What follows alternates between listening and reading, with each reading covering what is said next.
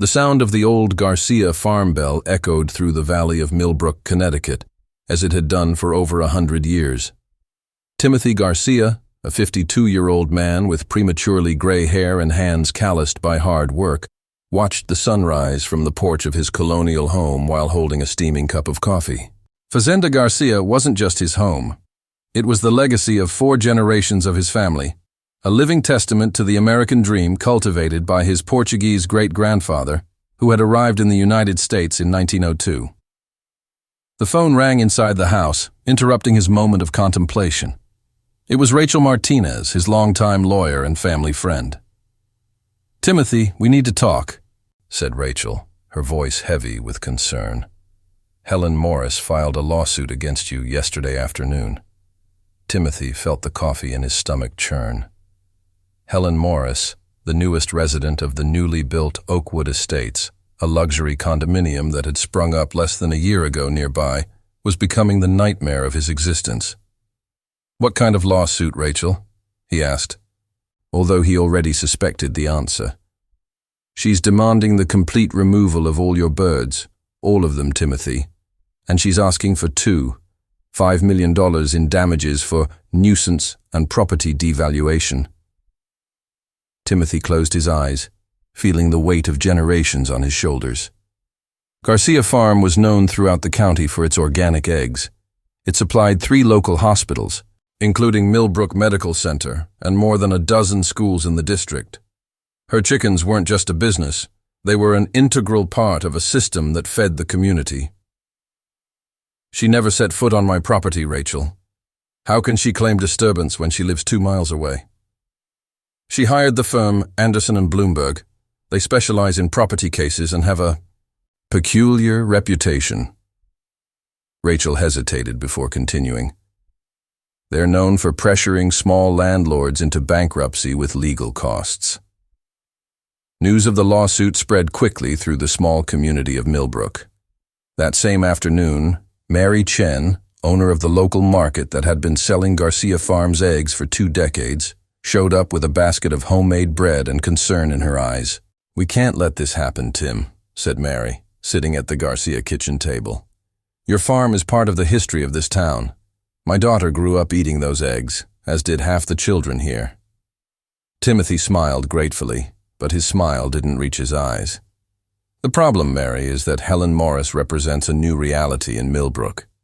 Oakwood Estates has brought in people who want the charm of the countryside, but without the practicalities of rural life." The situation became even more complicated when, that evening, Timothy received an email from the Oakwood Estates Owners Association. The content was clear. They were joining Helen Morris's cause, claiming that the presence of the farm detracted from the premium concept of the development.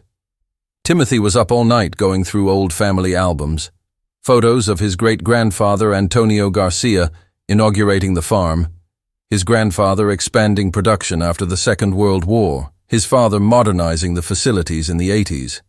Each image told a story of perseverance and adaptation. The next morning, over breakfast with his daughter Sophia, an environmental law student at the University of Connecticut, an idea began to take shape. "Dad," said Sophia, leafing through old family documents, "did you know that in 1947, the farm was officially recognized as a vital part of the local food supply system during the post-war recovery?" Timothy stopped stirring his coffee. "Go on." "And in 1986, the farm received a certificate of historic agricultural heritage from the state of Connecticut. That may be relevant to our defense." Rachel Martinez, when informed of these findings, began to develop a legal strategy based not only on the defense of private property, but on the historical and social importance of Garcia Farm to the community. "Let's turn this into more than a legal dispute, Timothy," Rachel said, her eyes shining with determination. "Let's make this a debate about historic preservation, sustainability, and the true meaning of community."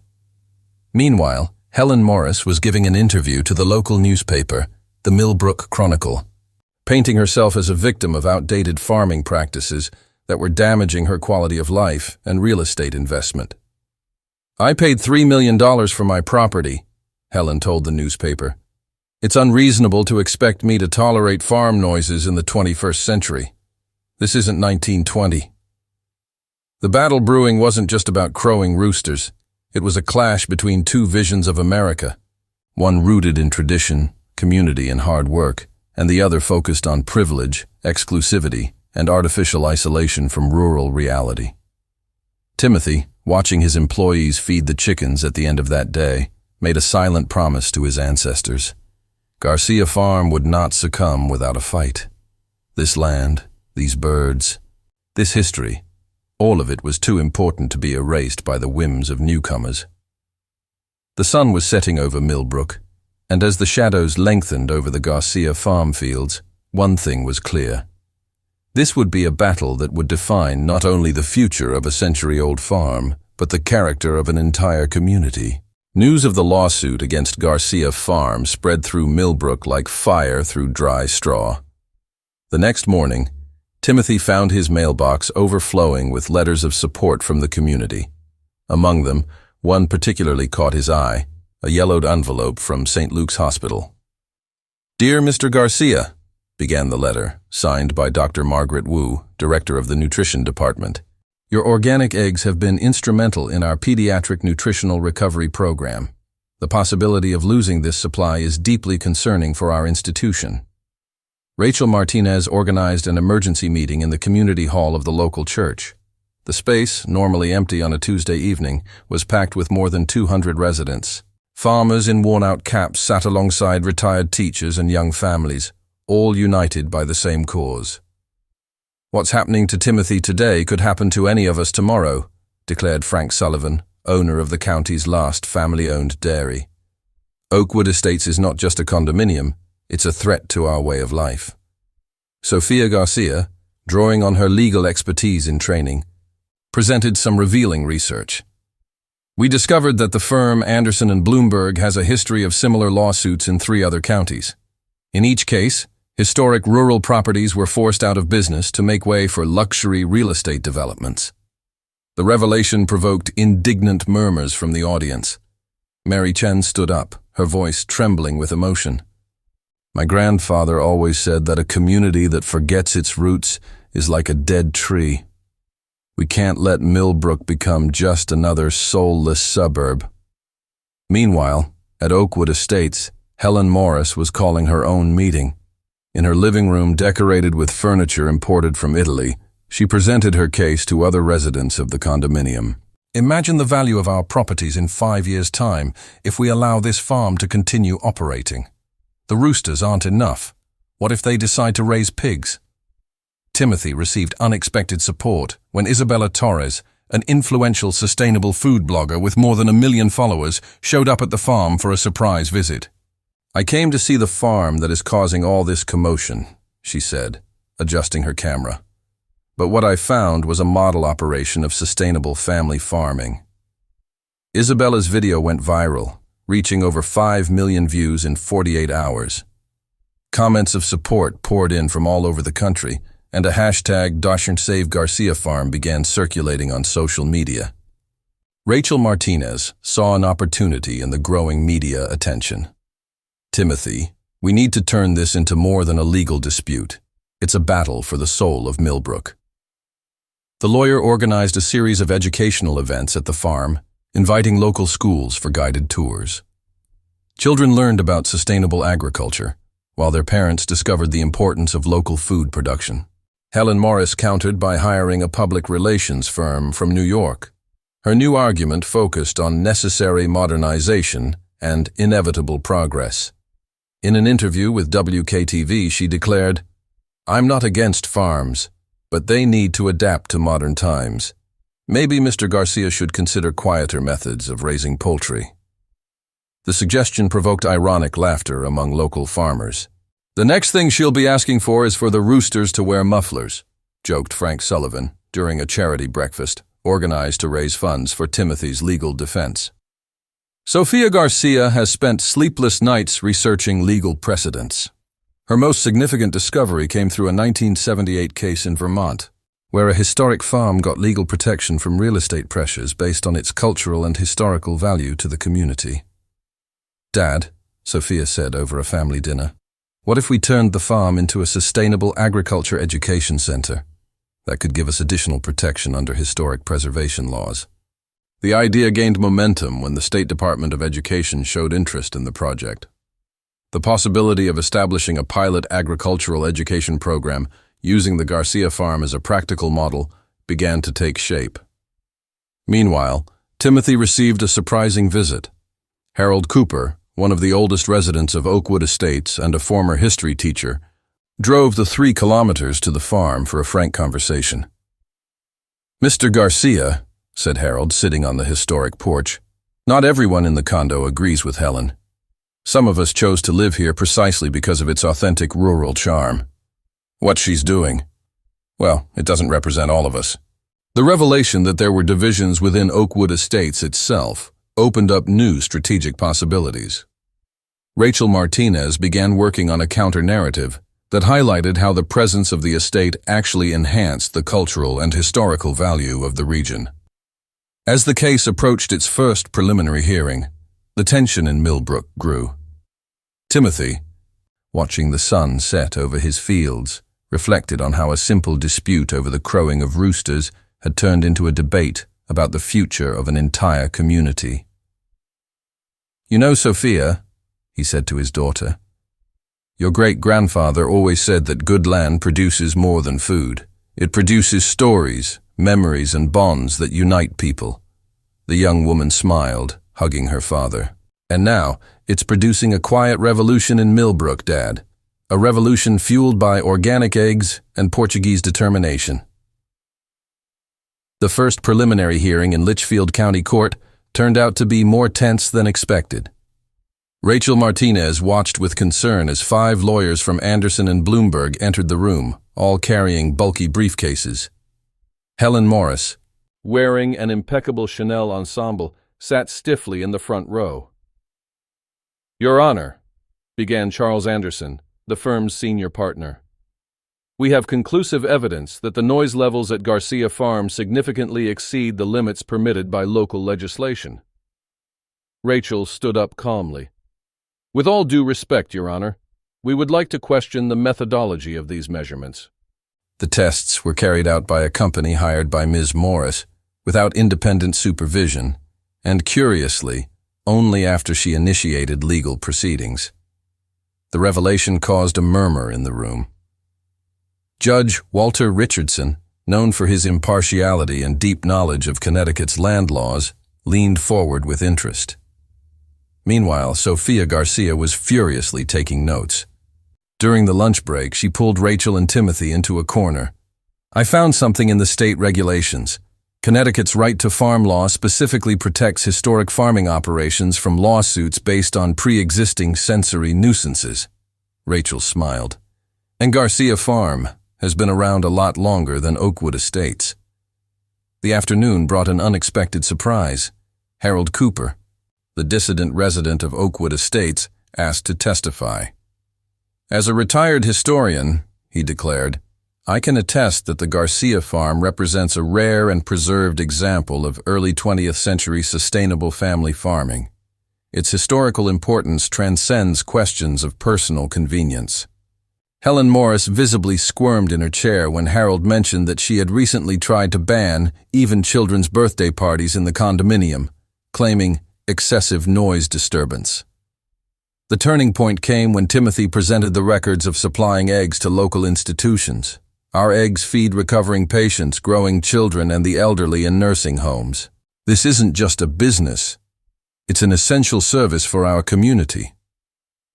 During a break, Isabella Torres, the influencer who had visited the farm, published a series of stories showing documents that suggested a connection between Anderson and Bloomberg and a developer interested in expanding Oakwood Estates.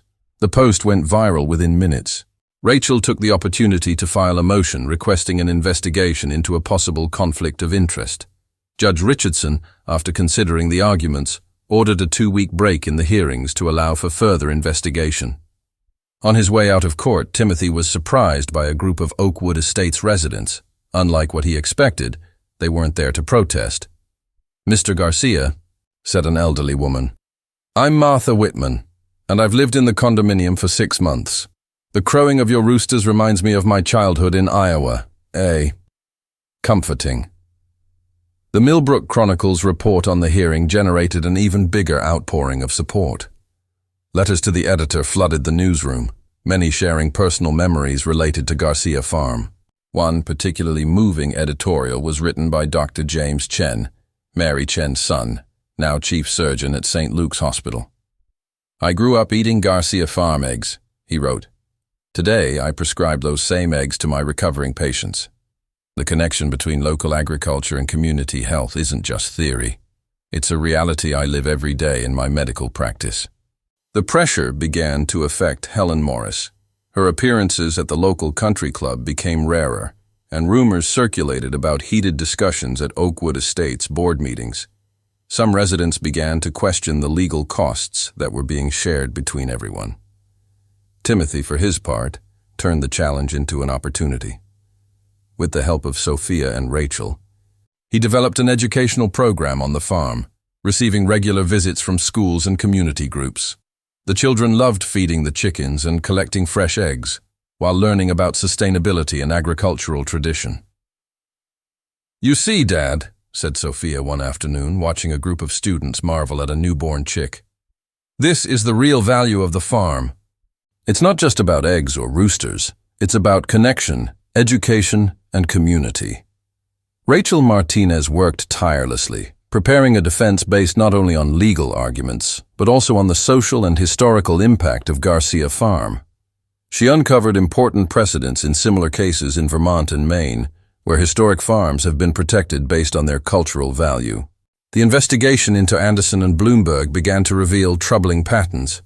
Investigative journalists from the Hartford Courant uncovered a series of cases in which the firm had represented undercover developers in similar disputes. "This isn't just about crowing roosters anymore," Timothy reflected, sitting on his porch with Sophia and Rachel. "It's about the future of Millbrook and communities like ours all over the country." The sun was setting over the fields of Garcia Farm, and as the chickens retreated to their roosts, Timothy felt a renewed determination. The battle was far from over, but for the first time since the process began, he could see a path to victory, not just for his farm, but for everyone who believed in the importance of preserving meaningful traditions in a rapidly changing world. The investigation into Anderson and Bloomberg turned out to be a Pandora's box.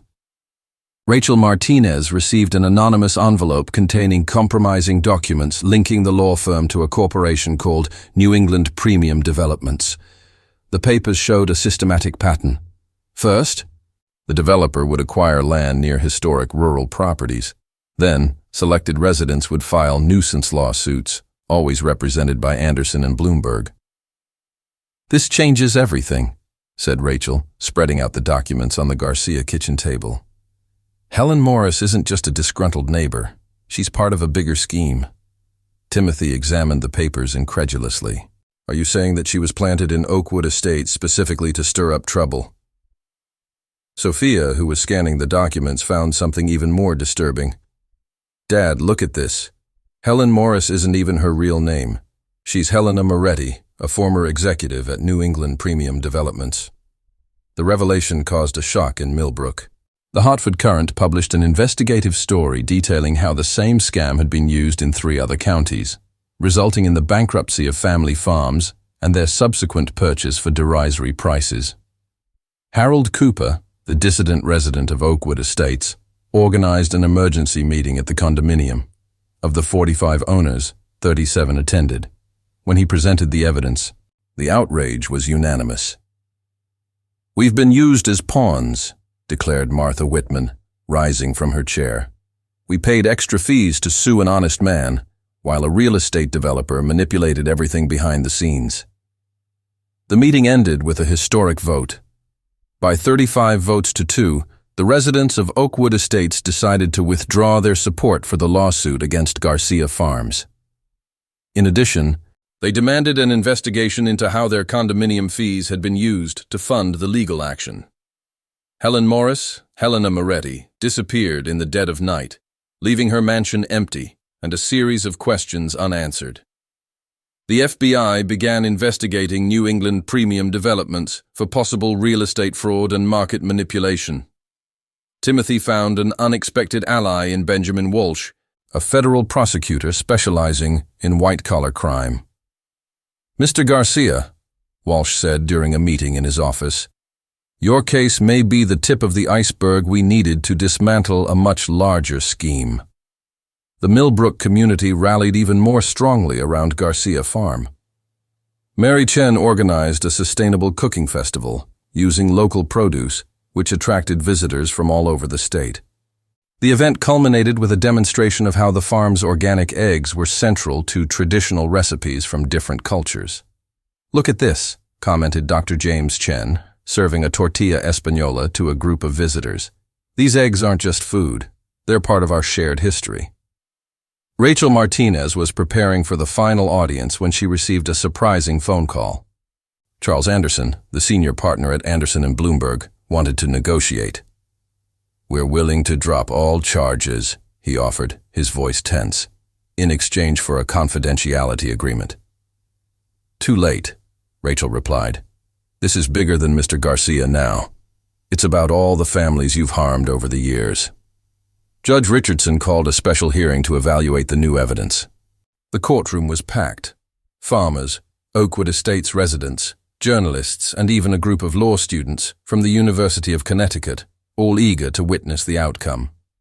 Sofia Garcia gave an eloquent presentation on the historical and cultural impact of the farm.